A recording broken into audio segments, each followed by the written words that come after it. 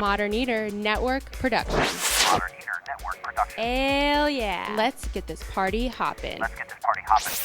No more milling around. Get ready to have a mash ton of fun. Here are your hosts, Andrew Moore and Jeff Tyler.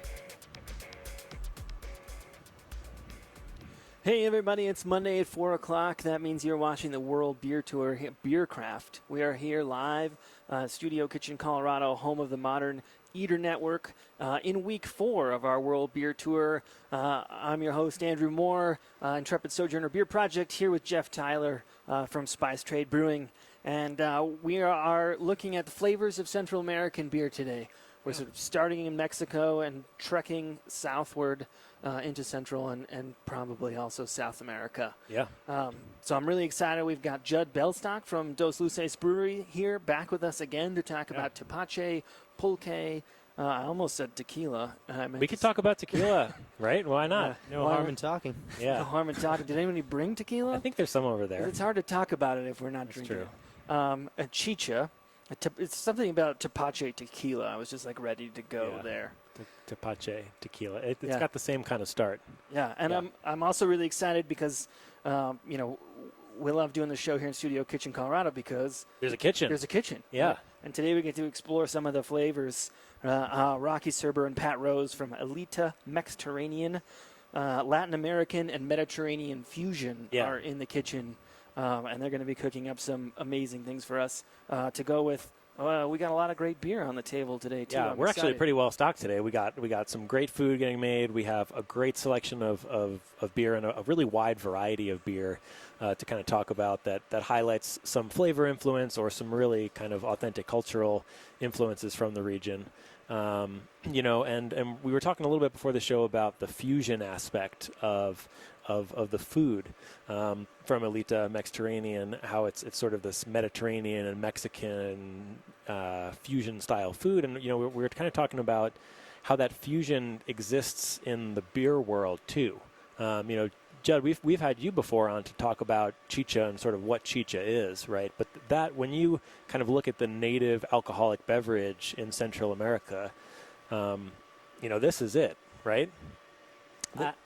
In certainly South America and Central America, even throughout parts of Mexico, corn-based beers go back a very, very long time. Yeah, and you really don't get the influence of what we think of now as like Mexican beer, of the Tecate and the Modelo and, all of the Coronas and all of those kind of light Mexican lagers. That's really like a fusion of sort of German and Austrian influence that comes much later. But kind of if we back up to the beginning, we've talked a little bit about chicha, but give us the headline. What is chicha for our viewers who don't know what chicha is? So chicha is corn beer. It comes from the Inca in Peru. Our version of it comes specifically from the Inca in Peru. There are various versions of it and various names for it throughout mostly South America. But what we make is a corn beer, and traditionally it's made with jora corn, those big white corn kernels. But we have our own Colorado twist on it, so we use Colorado blue corn. And we spice it instead of using hops, we use cinnamon and clove to spice it. Nice. Yeah, I feel like, Latin American, Central American fusion, right? It's the history of chicha from Peru and the Andean regions, and then the modern Colorado take on it. But right now, we'd like to start off the show with a little bit of beer because it makes us nicer people, frankly. It does. And we've got a little bit of tepache in front of us. So you guys... You've recently started making tepache, right, at Dos Luces? Yeah, we started making tepache as essentially our summer seasonal. We literally just kegged the last keg of it today, so we're gonna be switching it up in the fall a little bit. But in modern Mexico, when you see tepache, what you'll see is something made from pineapple rind and core, cinnamon, and panela, the kind of severely unrefined sugar. And it's low alcohol, about 2 to 3%. We went back to the roots of tepache, and the Aztec word tepatl literally means made from corn. So ours is a little bit closer to what the Aztec version would be. And so we start with malted blue corn, then we do pineapple, cinnamon, touch of panela, We with this we ended up hitting about 5%, so a little bit higher than modern tepaches. But the yeast that we used was actually a cider yeast because of all the pineapple. Yeah. I love the flavor that the pineapple gives. It gives it that little bit of sort of acidity. It almost reminds you a little bit of a cider, where if somebody gave it to you and they're like, "Oh, try this drink," like you kind of get that little fruit-like acidity, like you would from a cider. Yep. Yeah, and is this a case of like, hey, we ate all the pineapple. We've got all this pineapple rind. Let's put it in the Let's put it in the tepache. Yeah, let's use it to flavor something. Yeah, let's do something with all those sugars. Yeah, I think that's the thing that I kind of realized when we were doing a little bit of research for the show is that, indigenous beer or fermented beverages in all of their capacity is really based on what's native to that region and what's available. And sometimes it's how can we use a waste product that would otherwise, not be used? How can we repurpose that to something else? So, using the pineapple rind really helps make a second use of something that would otherwise be trash. Yeah. What's the ABV on the tepache? I'm hitting about 5% on this 5%? one. Yeah. Yeah, I feel like I could drink a lot of this in the heat. Yeah. It's a good summer seasonal. I like it kind of as a patio sipper. Yeah. I was to say the patio at Intrepid, the thermometer when I left for the show was at like 106. Oof, nice. Right? Like all that heat radiating off the concrete. And, yeah. And I could drink a lot of this. Well, this is a good day to talk about Central American beer because it's like that most of the year, which Yeah. is, I think, why a lot of the beer is very drinkable. A lot of the modern beer, right? You kind of fast forward a little bit from chicha and pulque, and you get to the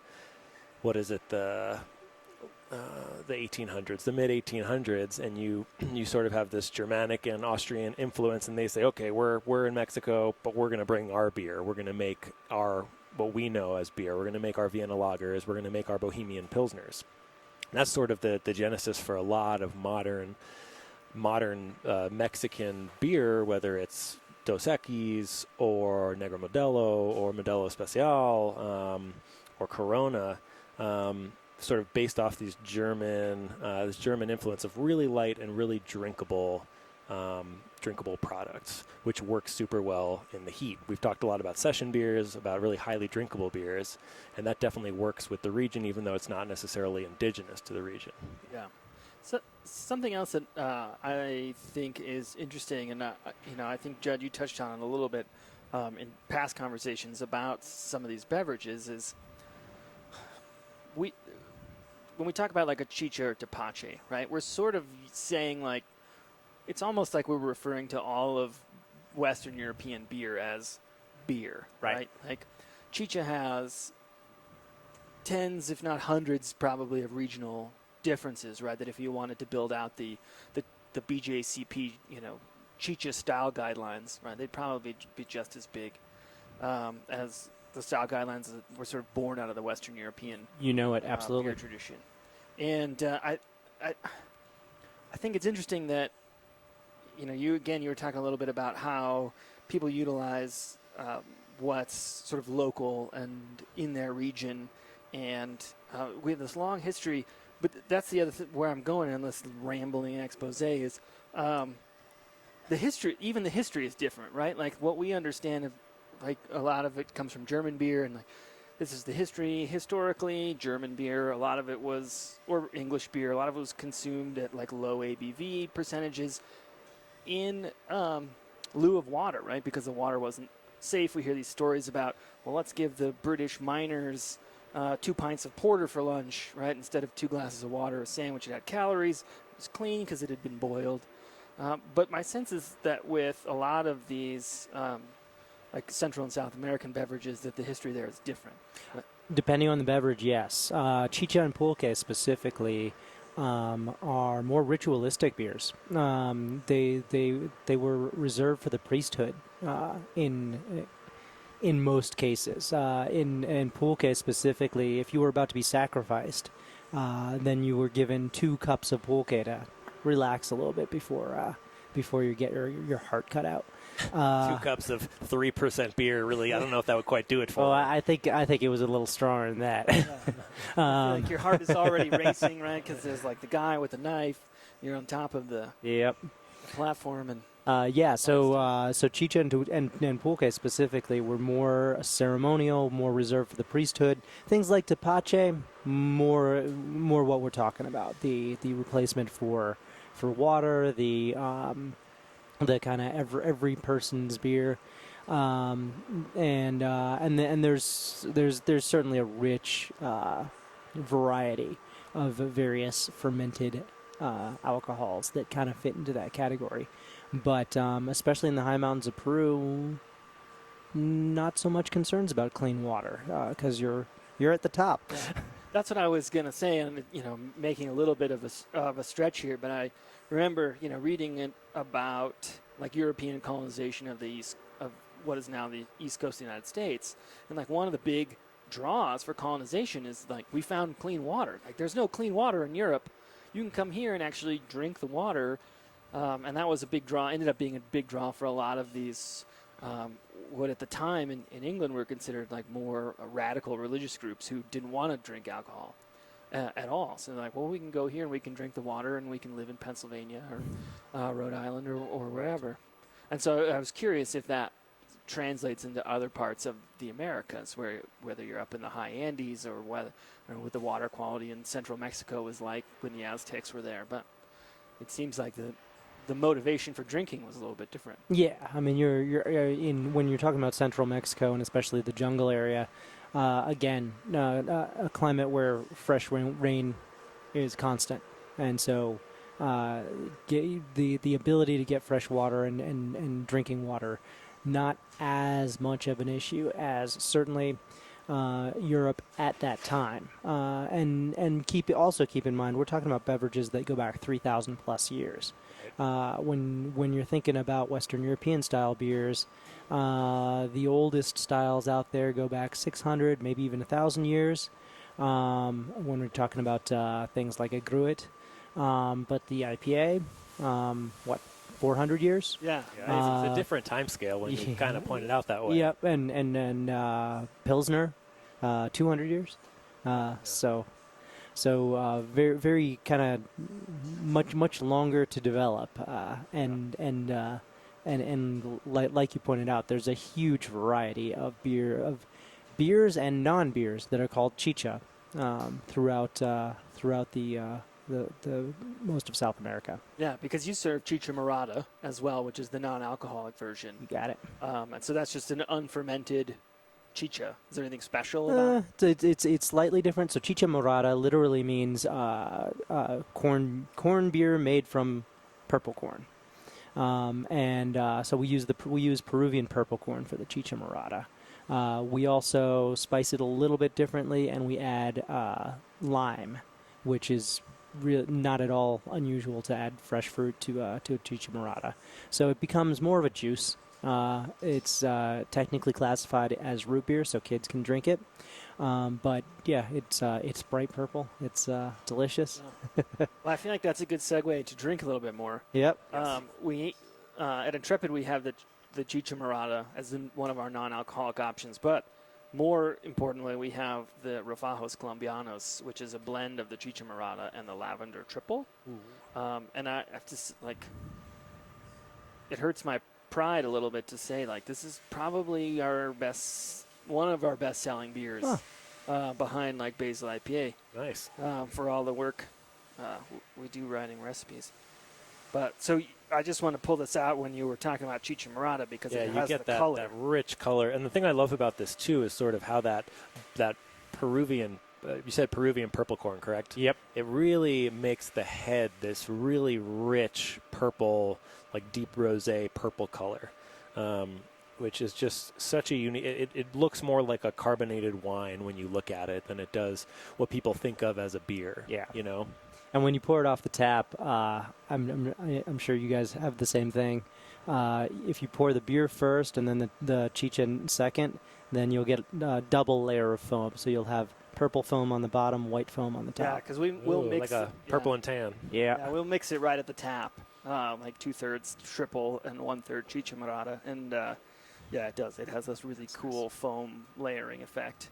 And somehow this isn't like a flavor profile that I would have ever like guessed or thought academically to put together, but like somehow the cinnamon and the clove and the lime and the chichamorada and the lavender from the triple, this really fusion.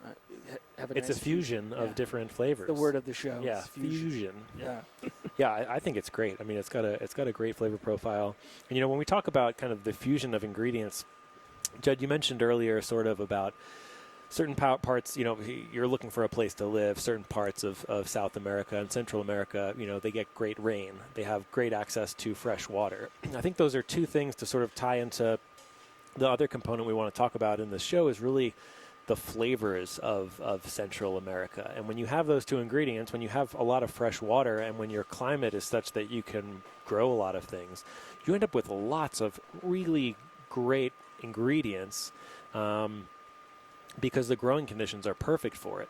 And it almost blows my mind a little bit that it's that kind of band of the world in Central America is such a great place to grow produce, but there have not really been many other fermented beverages kind of created in that region. You would think like, oh, we have an infinite amount of mangoes here, like over the course of thousands of years, some sort of fermented mango thing would have happened, but like it didn't, you know. And there's so many examples of fruits like that. I kind of wonder why, tepache with pineapples became its own beverage, and all these corn-based fermented beverages came about, but there's like kind of nothing else in the fruit world, you know? I feel like there's an opportunity there. I'm moving to Costa Rica. I'm going to start the first ever mango fermented brewery, and it's going to be great. Yeah, I mean, outside of cider, right? Or wine, grapes. Right. And beers. Yeah, no one in the Polynesia is making guava-based alcohol. Yeah, I don't know why. Maybe that's what we're doing now. Now that's what Spice Trade's going to do. Just make fermented fruit-based beverages. But I think it's really inspirational when you get to go down there, when you get to travel to Central America. I've been lucky enough to go to a couple places in Central America, Costa Rica and Colombia being two of them, and it's always blown me away how fresh everything is. Like, you'll go get some food, and it will be like the best mango you've ever had in your life, like the best piece of chicken you've ever had in your life. Like, nothing's like organic, nothing's labeled as grass-fed. It's not like cage-free. It's just like, that's just how it is. Like, they don't do any of that stuff because it's not over-industrialized yet. It's really organic the way it's grown, and it shows through in the quality of ingredients. And I think those ingredients can really, they inspire me a lot to kind of infuse those things into beer. I mean, I brought a beer here that we can crack open and try, which is our little umbrella. And this is a mango passion fruit wheat beer. And this was inspired by the trip I did to Costa Rica, where it's just there's passion fruits and mangoes everywhere. You know, we wanted a low alcohol beer. You're hanging out, you're surfing, you don't want too much alcohol, but you want to just like eat fresh fruit. And this beer really reminds me of that experience that I had there, and reminds me of the culinary aspects of that part of the world. I'm going to crack it open. Yeah, so just a reminder, we are live on Facebook. If you have questions about chicha, pulque, tepache, tequila, since we mentioned that earlier, feel free to shoot us questions on Facebook, and if we can answer them, we'll make Judd answer them. And we're gonna. It's starting to smell really good. Yeah, it is. Too. I did attend Tequila University. So. Oh yeah, it's a master's. Yes. Yes. How many bottles of tequila do you have to drink to get a master's? Not very many. It was this was back when I was a server at a Mexican restaurant. I believe it was sponsored by Patron. That sounds legit. I like it. Well, I think we're talking about all of these ingredients. We're talking about flavors. I think this is a great time to bring on Rocky and Pat to come say hey when they're done doing all the hard prep work that they're doing over there. I'm excited to be able to taste the fruits of their labors. Are you guys? Oh, yeah. Yeah. We'll make Sober Jay. We'll track them down. Yeah, that's always good to have Sober Jay around. He's an asset to Beercraft. Yes. That's really nice. Well, what kind of passion fruit did you use? The finest. So, or which color? That was my question. It's the. I will tell you the one thing about passion fruit is the type that we use adds this bright, almost like highlighter yellow That's the one. color to the beer.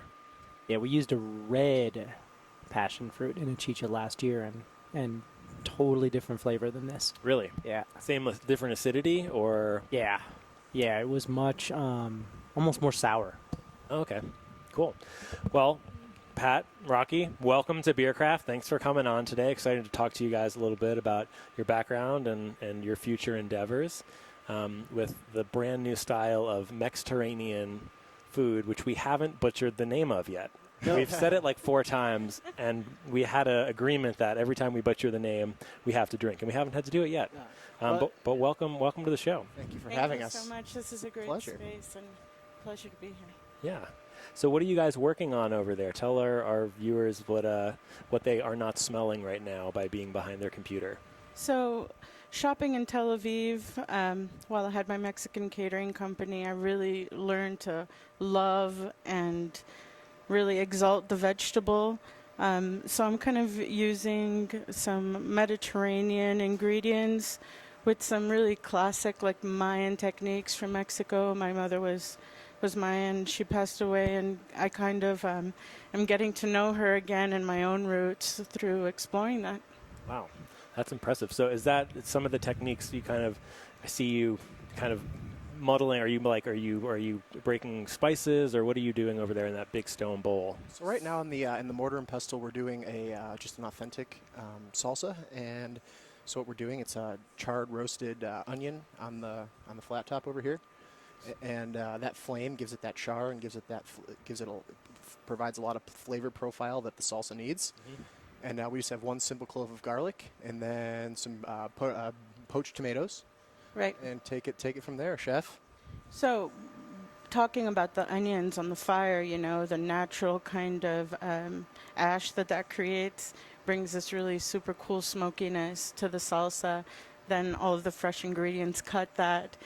Then we like to put it on hummus, and that's kind of our marriage of Mediterranean and Mexican. And, you have that creamy smoothness of good hummus. I know a lot of not so good hummus can be super grainy and not that fun to eat, but I learned from Chef Alon Shaya here at Safta how to, really perfect my hummus technique, so it's super smooth and creamy, and the salsa's, chopped up, and, we're doing it on the mortar and pestle, so it has some nice texture to it. Nice. I'm not making you hummus today. Sorry to wave that in your face. No. Not today. It'll give me something excited to look forward to. Yeah, exactly. I guess, next time we have you guys on. But you kind of mentioned the flame roasting. How important do you? Because that's kind of the traditional way you would prepare this, right? Like there weren't gas stoves. There were fires, and you would cook things over the fire, and that added a depth of flavor. How important is that to the flavor profile of food in general? Cooking things over a real flame and getting that charred flavor incorporated into the food. Well, I mean, there's barbecue masters who do master classes, and half of it is how to maintain your fire and how it hits that meat. Same when, you're playing with vegetables and where you want to get it out with the smokiness. Like, it's a technique, it's a love. My little brothers in Israel, when I was running my catering company, were in charge of, getting the coals started, and that was kind of their duty. And now that they miss me, they're like, oh, we miss, kind of being out there fanning the flames with a blow dryer. That was my technique. Nice. Yeah, I've seen that. You were doing that. When Yeah. You were a smoker. You Yeah. made those Yeah, we amazing like Thai wings Yeah, we were making some. for Game of Thrones. It was Game of Thrones, and we were smoking a bunch of chicken wings in my smoker with it was sort of like a Thai Southeast Asian marinade on it. But I have an offset smoker, nothing fancy, and so you're constantly tending to the flames. People don't realize how manual cooking with live fire is, and how you're constantly adjusting the position of the coals and how spread out they are and how much more wood to add at what time and when you're moving it. But yeah, to keep it going, we brought the hairdryer out and we're kind of getting the flames going. I think it's half melted now. Most of the hairdryer has kind of melted on itself from getting a little too close. Yeah, that came from me trying to avoid like cruel child labor with my little brothers. Like they were out there with anything that they could find, and then after the catering company started growing, I'm like, let's use modern technology. Certainly isn't easy getting those fires going with the coals. I mean, you really have to take it over. You have to let that fire go, just like when you're camping. You build a bonfire and you don't have a stove or anything, and you just need to use that fire, like you said. And that's those are very authentic ways of using these techniques. Yeah.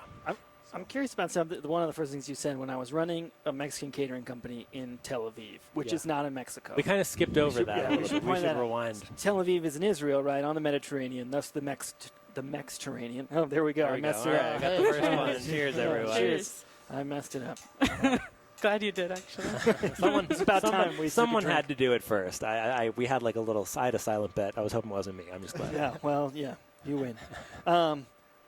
So I spent a little time in Israel and in Europe too. I feel like often the consensus, especially when you're there with other Americans, they're like, where do you go for like good Mexican food or even like Tex-Mex food? And it's like, well, they border neither Texas nor Mexico, right? So there isn't this tradition of that kind of food there. I guess I'm wondering what the reception was like. You're in Tel Aviv, you're like, here's Mexican food. Are people like, what's Mexican food?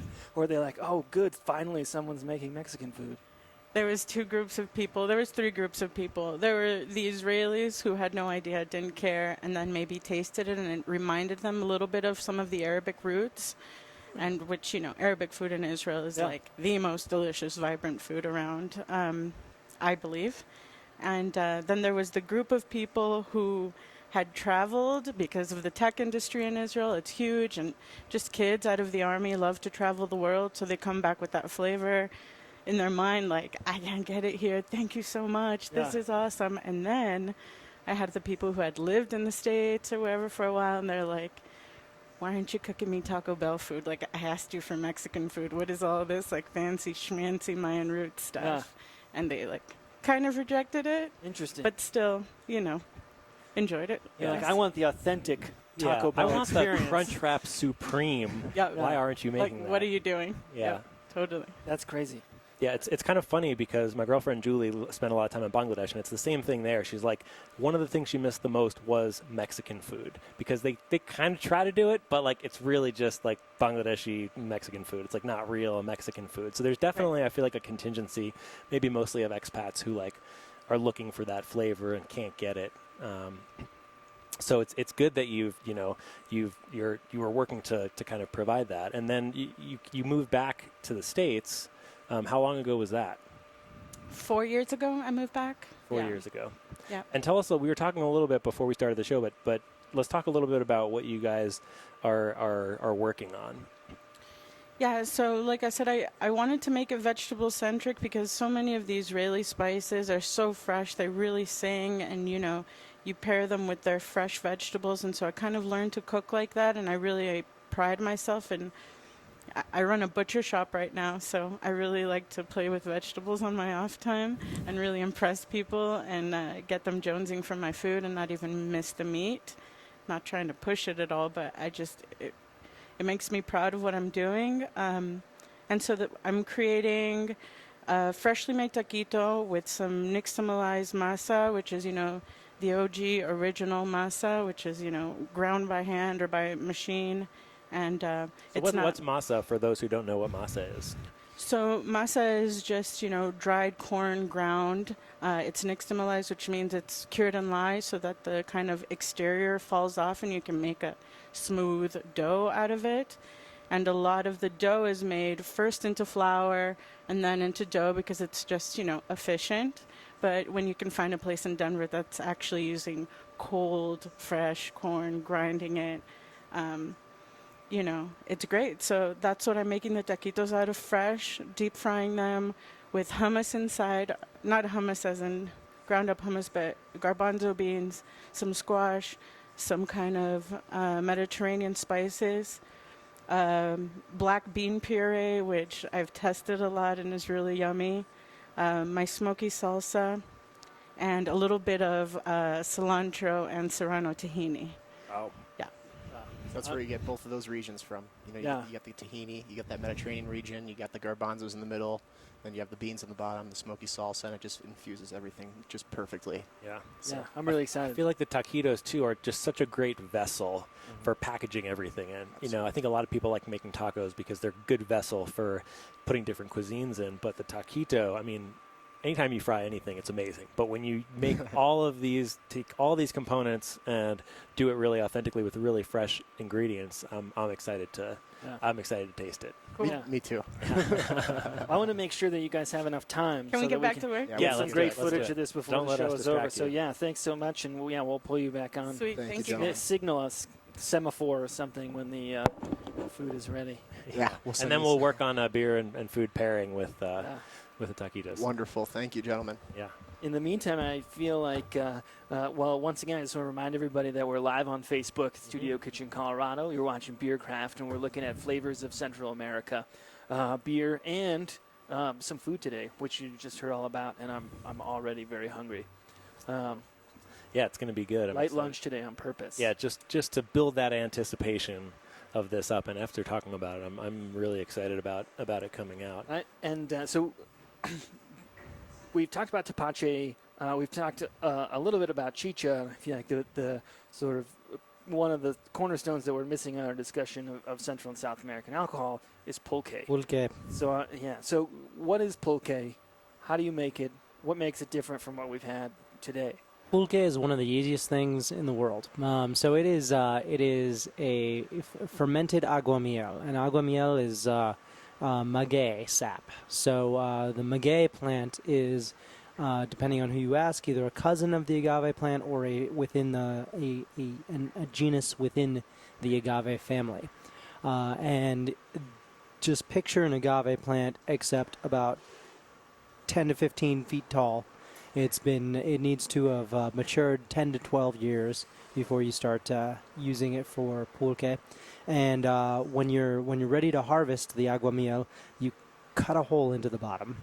You siphon out the sap a little bit and then leave it overnight. And next morning you come in, you harvest the sap. Do this for about 30 days, and you have enough to make one batch of pulque at Dos Luces. So much work. It is, and but You said it was easy. I thought he said it was easy. on the other hand, On your end, it's easy. The fermentation part is easy. yeah, the original, true Mexican pulque, all you do is leave that out. Spontaneous fermentation. There's a ton of bacteria and yeast in the sap itself, so it'll just start going. And we have a pseudo-spontaneous process at Dos Luces, where we have cultured the bacteria from the maguey sap, and we use it to sour the beer. And then we use a yeast blend that mimics the yeast that would occur in the jungles of Mexico. Wow. To ferment it. So the other piece to it is ours is a pulque beer. So it is 50% malted blue corn and 50% maguey sap. So a few kind of key differences. It's not going to be quite as milky and thick as Mexican pulque would be, but all the flavors are absolutely there. And as you guys will see, there's a really diverse bacteria profile. Yeah. And that comes from we know there's 3 bacteria that we know of, and then who knows what we don't know of, because we just cultured it ourselves. It's definitely lactobacillus, definitely pediococcus, and then a unique bacteria to maguey is Zymomonas, which as you kind of smell and taste, it's a little bit of a almost a vinegary taste, which complements the lacto really Just like nicely. a whiff. Like it's not doesn't taste like acetic acid or anything. It's just Yeah. like a little.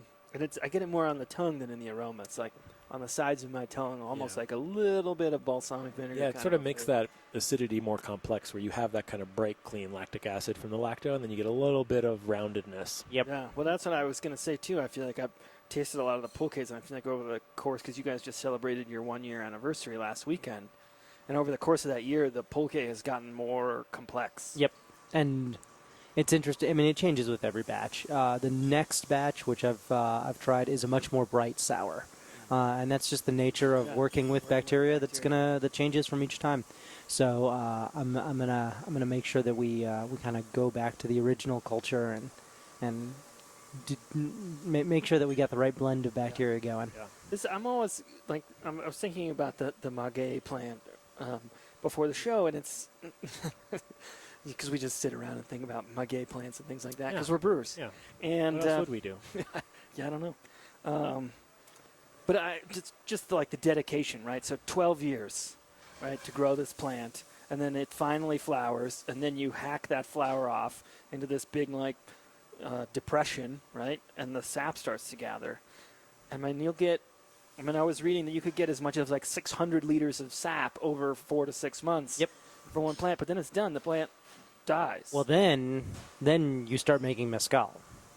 Okay. And what you do to make mezcal is you take the extra step of murdering that plant, and you cut out the heart, and then you roast it, usually underground, sometimes with other things. So some of the best mezcals I've ever had are the heart is roasted with like a leg of lamb or a chicken, and the grease from that drips onto the mezcal. They're cooking a bunch of stuff in an oven. Yeah, the heart of the plant is one thing that happens to be in that oven. Exactly, and then you after it's roasted, you take it out, and traditionally there's a device that they use to chop it up. And that requires the use of a donkey, and the donkey has to go around 9 times, exactly 9 times. I don't remember exactly why it's 9 times, but that's the way it works. And then you've got a nice chopped up maguey heart. You throw it in with the aguamiel during fermentation, and that's what gives mezcal that distinctive smokiness. And then, of course, you distill it. Yeah, I've heard so many questions. Like, I want to know is drinking pulque, right? We were talking earlier about the. Often you might be given some pulque right before your heart is literally cut out, and I want to know if there's like a cultural association between cutting out hearts and cutting out the hearts of the maguey or the agave plant. It's a good question.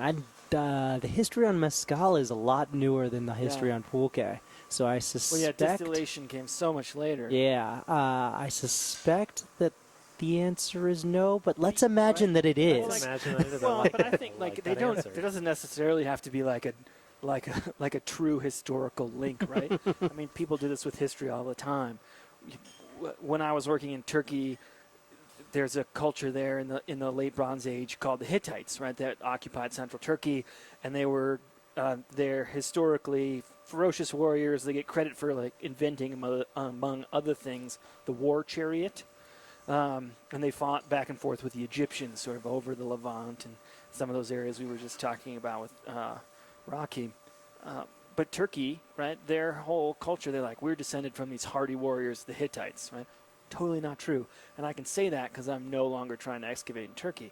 But it's totally not true, right? But it doesn't matter because there's this like cultural association that we want to be from this hardy, and we want to be indigenous, right? That's the other part of it. So I feel like it doesn't even have to be true. Yeah. We just have to think about it in that way, like build that tradition.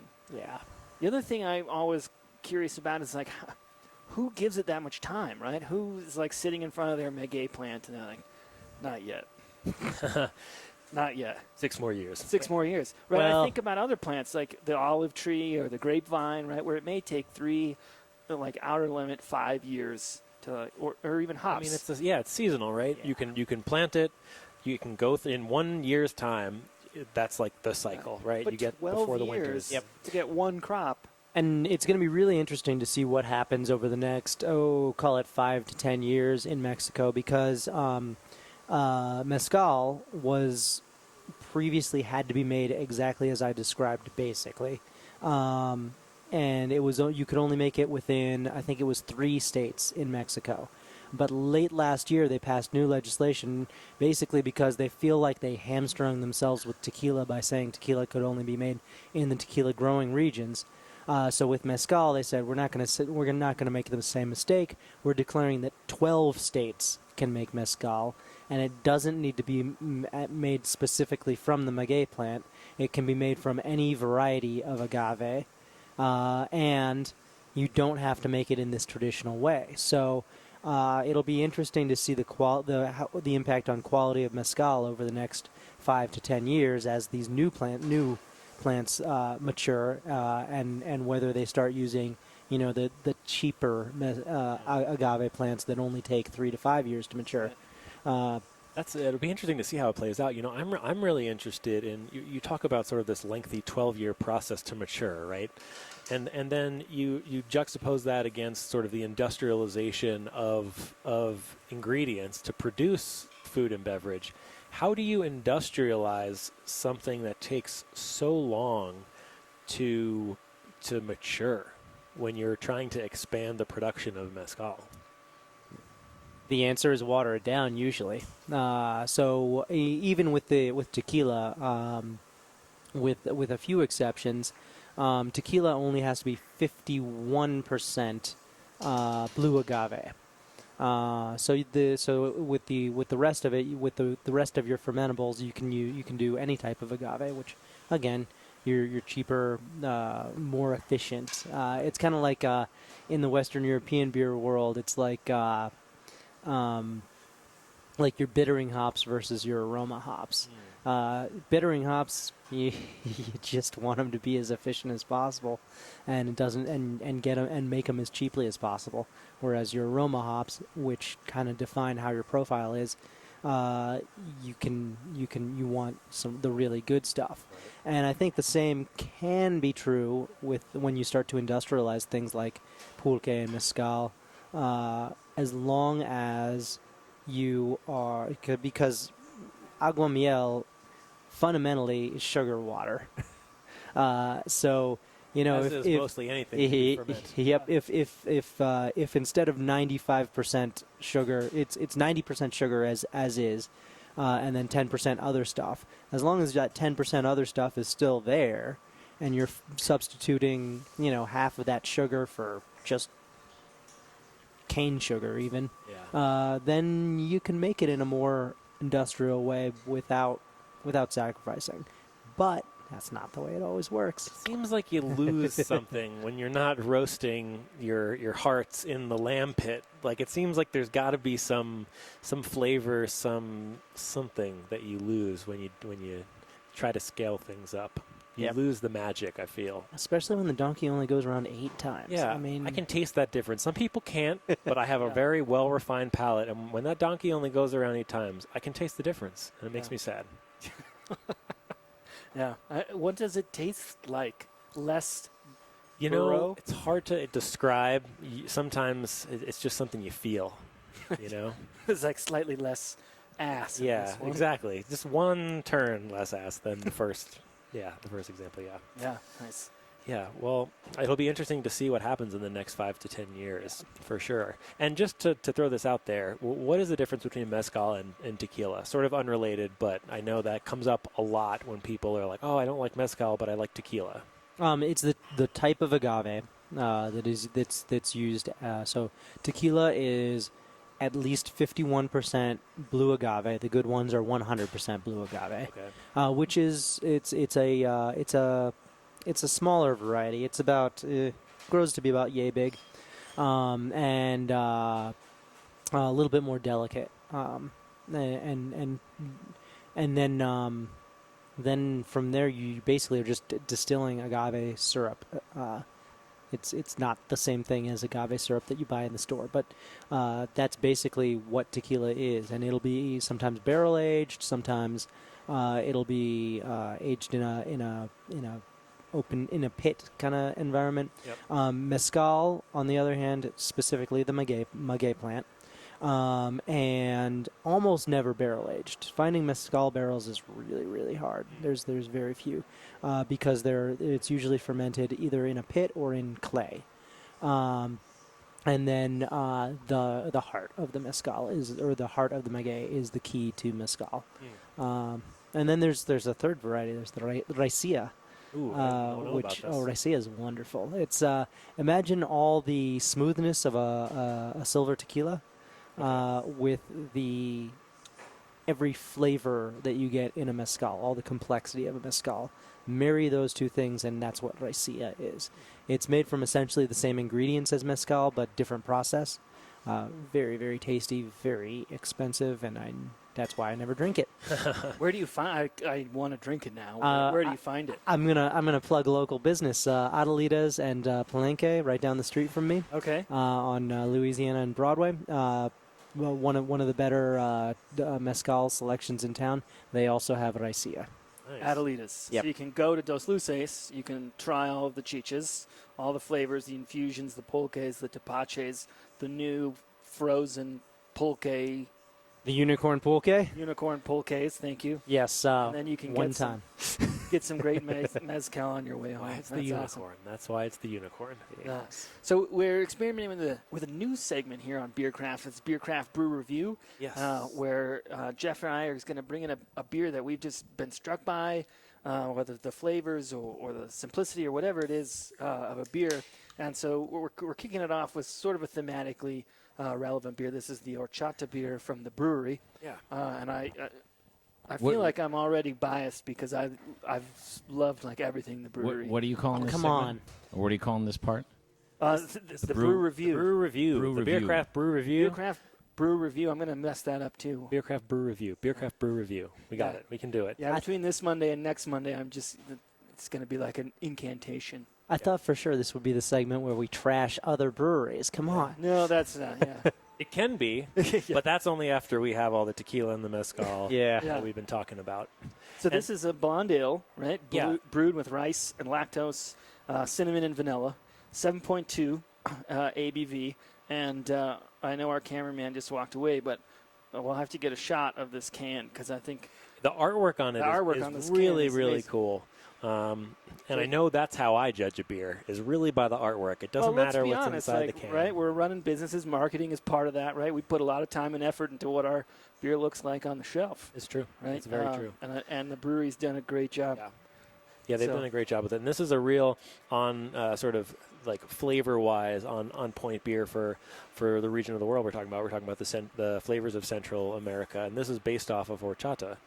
And we're going to have Chef Rocky come up here and tell us a little bit about what horchata is for those of our viewers who don't know. Yeah, hey, Jay here. Oh, hey, Jay. Hey, how's it going? I haven't heard from you in a while. Yeah, I know, man. I was doing some camera stuff. Nice. So Chef Rocky is about 10 minutes away from plating the food and bringing the food over. This is great. So if we can, stall out 6-7 minutes, we can kill all those birds with the same bottle of beer. I think we can finish most of these by the time we get there. Yeah, we got plenty of beer. But but something I wanted to ask Judd, too, is thinking about some of these modern flavors and in the 1500s when you start to have European influence on beer in Mexico especially. Like, are these ever flavors, are these ever beers that Dos Luces would consider making? These sort of European-influenced Central American beers, or is it chicha and pulque and other sort of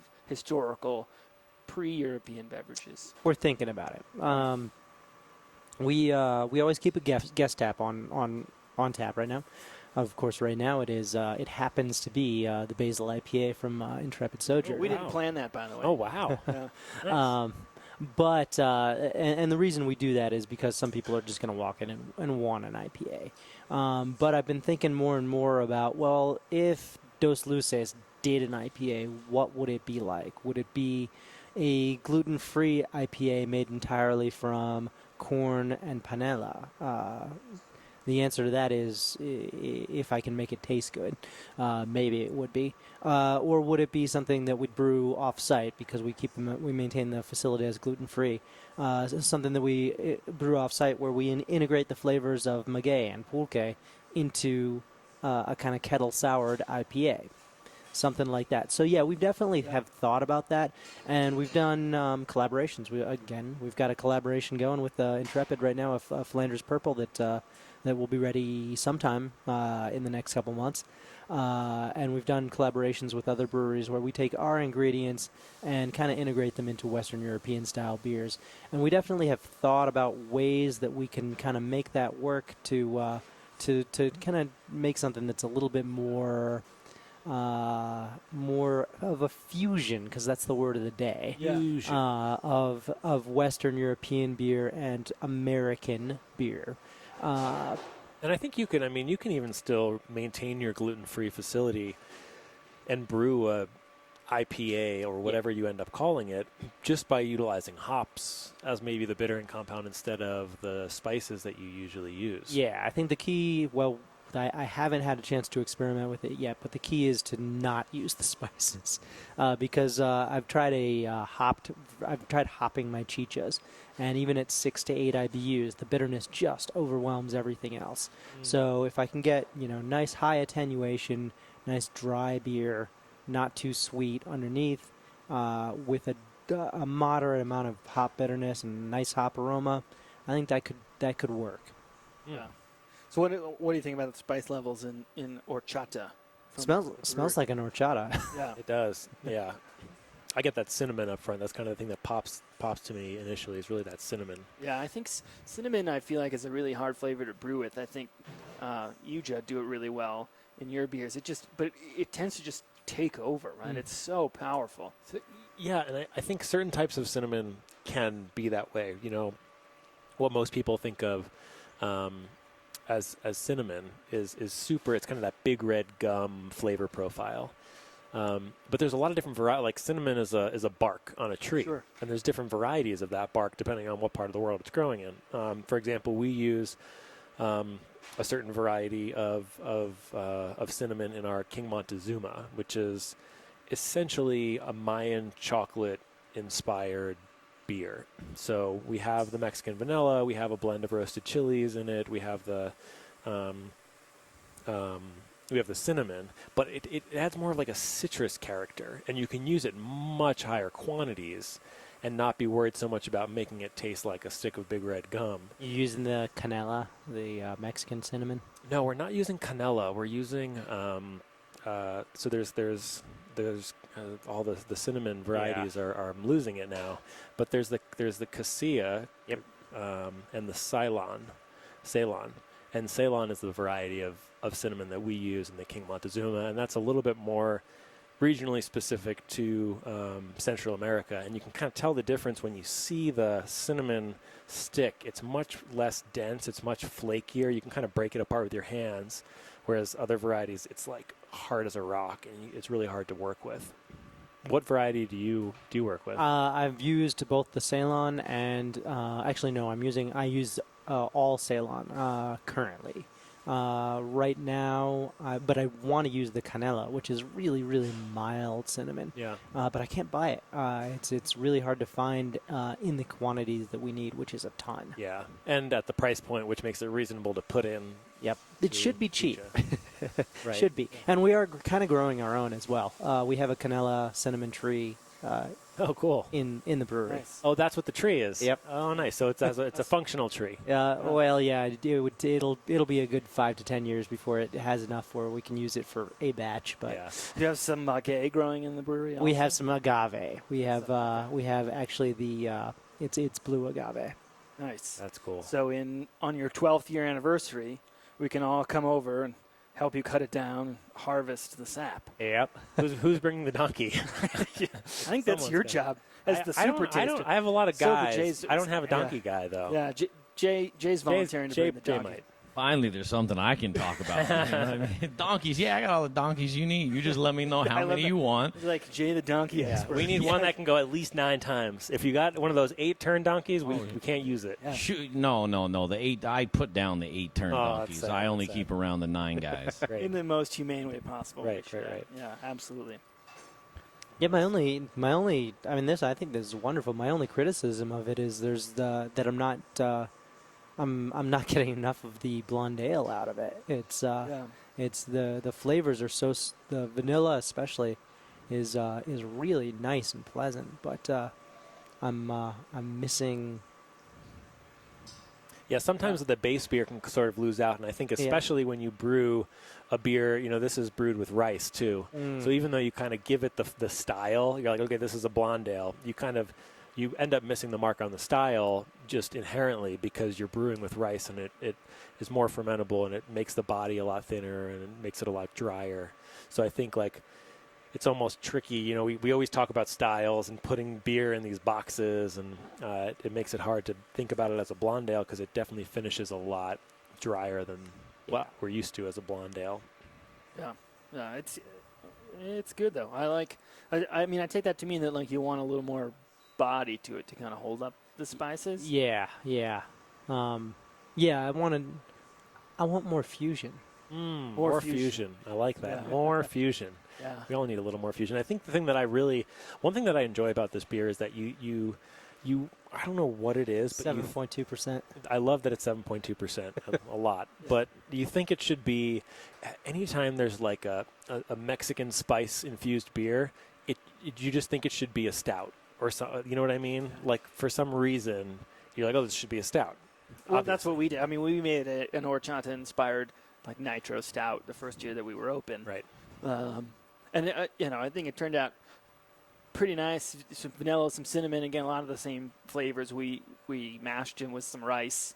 That was an interesting experience. Not as interesting as mashing in with blue corn the first time, but it came out really nice. I think again, you've got cinnamon, really strong flavor, vanilla, really strong flavor, lactose, really easy to overdo, and you've got all of these sort of big flavors competing, and you automatically well, the body should be big.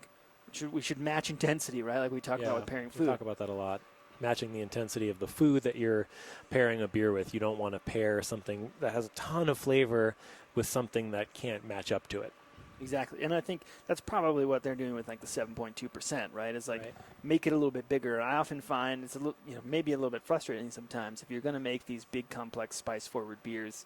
I think it's often a little bit better if they're kind of a higher ABV, right? Just like Judd was saying, to kind of stand up to all of those flavors, and so that the body of the beer holds its own against those things. Yeah. But that's it's often people are I don't want to drink 7.2% beers. If it was 4.5%, I could crush a few of those. Yeah, it's a tough line to walk for sure. I think this hides the alcohol very well. I think because the cinnamon and vanilla is so prominent, it really makes it a lot more manageable. Where if it wasn't as prominent, maybe it would be whoa, you could taste the heat from the alcohol a little bit more than you can in this beer. So I'm looking. The food is getting plated up right now. So I think nice.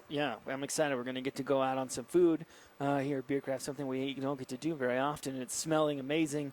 I was worried that everything from now on was just going to smell like cilantro because we got this big whiff of it earlier. Yeah, and which I love. You can just break cilantro near me all the time. I need someone to just follow me around and break cilantro, let those oils out. That's how you know you'll have made it when you got your cilantro guy just following you around. Jay's got his donkey guy. I need a cilantro guy. Yeah. But I feel like in a couple minutes before the food gets here and we can kind of go out on the food, I'd love to hear what's going on at Spice Trade in the next between being in central Mexico and traveling the world next Monday. Yeah, we got a couple of things going on over at Spice Trade.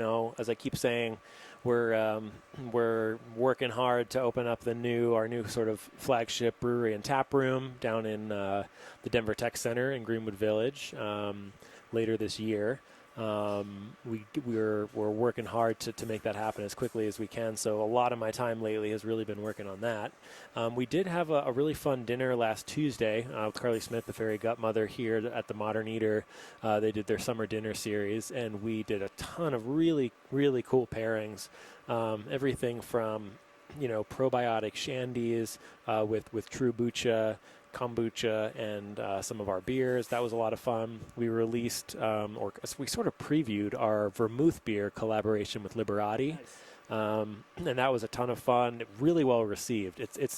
we had Alex on the show, and we talked a little bit about his Enno beers, the wine beer hybrids that he's doing, and it's a unique style of beer. You kind of have to go into it with this open mind, not think about it as a wine or think about it as a beer. And so I was a little bit nervous, but it was really well received at the dinner. People really liked it.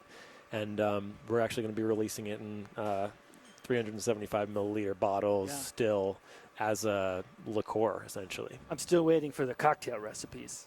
We'll have that on the show, hopefully, once we get those figured out. Probiotics are interesting.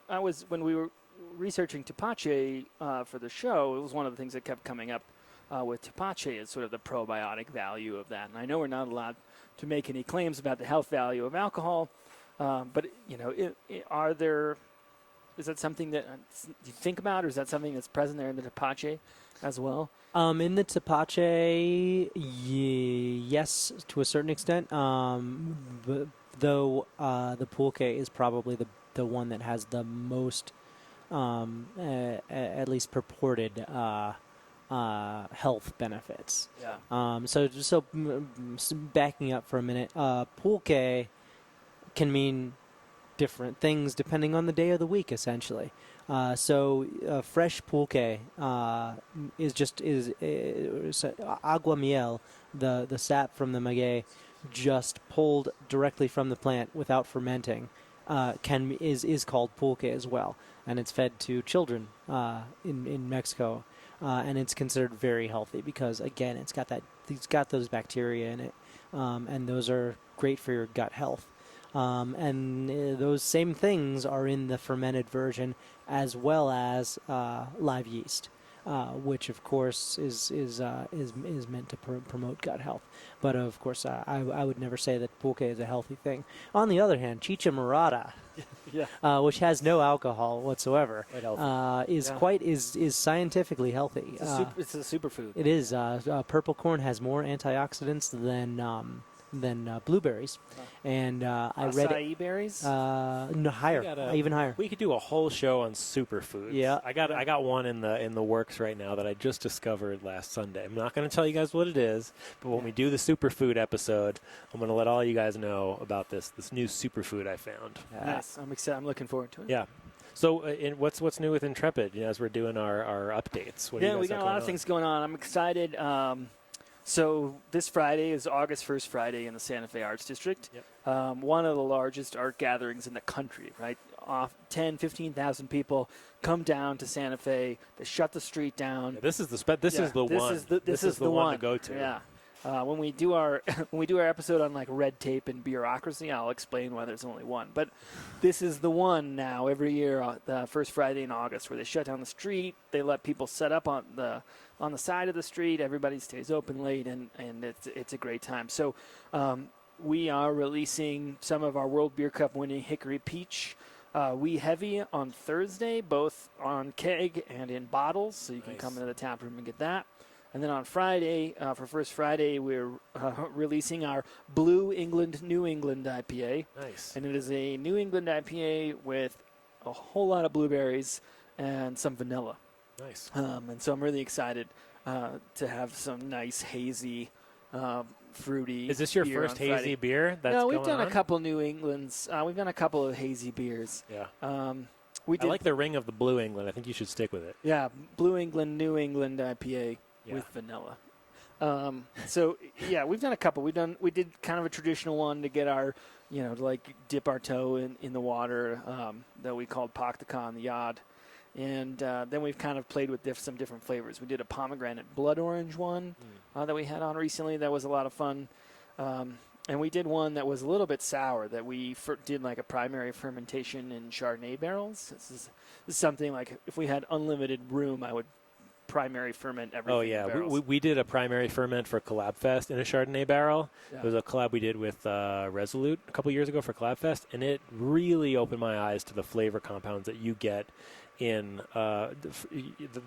fermentation is a very complex process, but when you have that interaction with oak during that really complex process, it adds a whole other dimension of flavor, really, to that beer. I'm having a hard time focusing with this delicious, delicious looking food that's just coming dropped in front of me. Dos Luces just celebrated their 1-year anniversary. Yep. What are we looking forward to in year 2? Well, so for our 1-year anniversary, we brought back our last kegs of every imperial beer that we brewed throughout the year last year. So we have Tupac Amaru III, which is a imperial chicha, 11% alcohol. I call it the 11% beer that drinks like a 4% beer.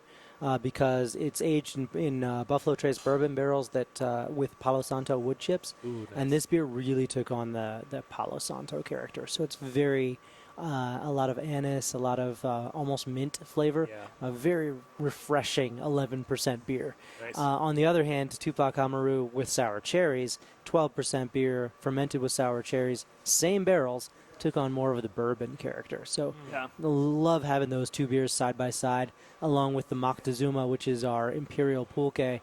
I talked about our pulques earlier, how we kind of control the souring process and make sure that that we're getting exactly the right amount of sourness and bacteria.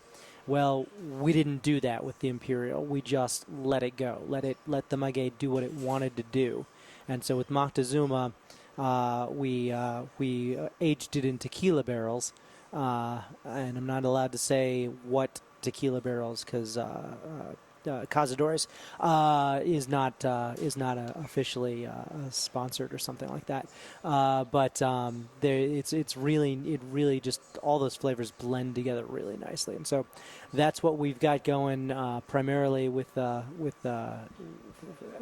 coming out of our first anniversary. Nice. We did do unicorn pulques over the weekend. I wanted to talk about that unicorn because I seen the photo, saw a picture and it's a need to really go on cool Facebook. looking, beautiful beer. Yeah. Like Dos Luces on Facebook. Follow them. Yes. And look at this picture of unicorn pulque because it is like maybe the most beautiful frozen drink I've ever seen. Yeah, it's a good looking drink. It's amazing. Also, this food looks amazing. Yes. Yeah. So welcome back. Thank you for slaving away over there while we're drinking beer and talking It's a pleasure. flavor. What do we have in front of us?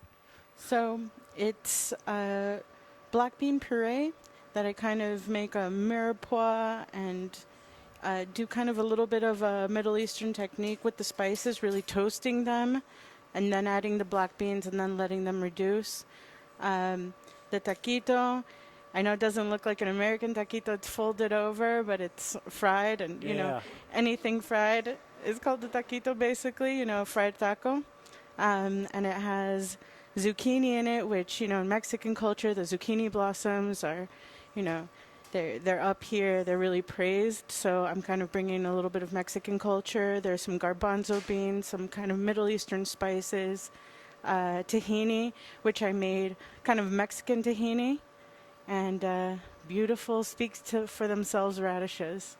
That's great. That's a super like every component. It's not just like, I made some black bean puree. It's like, no, we did like the mirepoix. We toasted the spices. It's all together. Yeah. There's like a lot of complexity sort of layered throughout this Well, don't dish. talk it up too much until you taste All right, it. can't forget about the salsa, of course. And the salsa, which is my love, which I've been making since I was a little kid, and like I talked about, the ashes from the onion really lend themselves to a really cool smokiness. You're definitely going to get a little bit of heat from that salsa. Yep. So that just goes really well with everything. So just don't be bashful with taking some of that and mixing everything together and just enjoying it. It's just every component goes together very well. Even just the freshness of the cold, just nice and easily mandolined radishes. And it's just all. So if you were to think off the top of your head of a beer that you might want to pair this with, what would you think? Would you want something light, like a light, refreshing lager to sort of not mask too much of the complex flavors going on? What would you guys? I would definitely say a nice lager. I feel like IPA, some of the hot profiles would be way too strong to enjoy it like this. It just wouldn't allow you to, eat the dish, and you just get really full really fast. So I think just a nice Mexican lager would be perfect for that one. A stout would be a little bit too much, definitely. Yeah. But the ceviche that we tried earlier, I think that would be perfect with it. You have that, kind of got that pineapple flavor in there. And then I sense a little bit of corn in there as well. So I think that would go really well with that.